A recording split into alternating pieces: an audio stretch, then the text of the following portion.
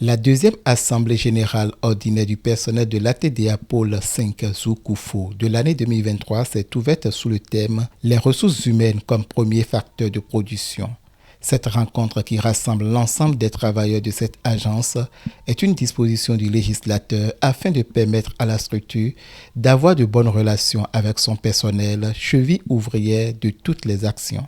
Je compte personnellement sur vous pour qu'ensemble, nous travaillons pour la promotion des filières suivant l'approche territorialisation pour engendrer un mieux-être des populations rurales.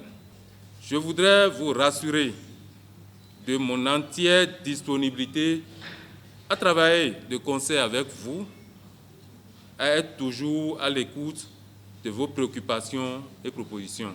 Occasion pour le personnel de faire le bilan des tâches accomplies durant l'année 2023, exposer les difficultés rencontrées et formuler des pistes de solutions. Nous souhaiterions l'amélioration des conditions du travail du personnel, l'augmentation des compléments et frais de vulgarisation OTS comme leur homologue de pôle 7.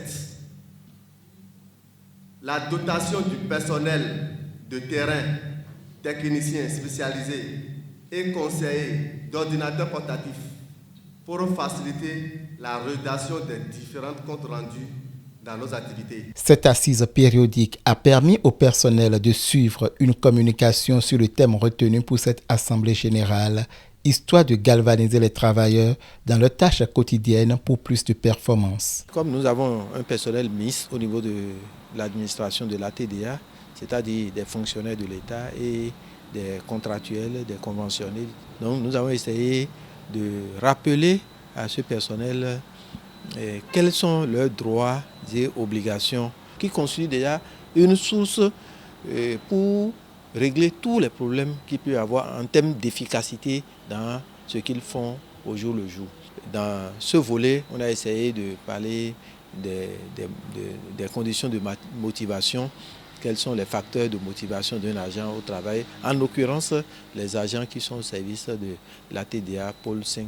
À travers sa présentation, j'ai maîtrisé, j'ai compris certaines réalités d'un agent d'État, bien d'un fonctionnaire d'État, et ce qui nous revient de droit comme ce qui nous revient comme obligation. Donc j'ai maîtrisé et j'ai compris désormais ce qu'il faut faire et par rapport à la mission qui m'attend et qui nous attend tous en tant que personnel.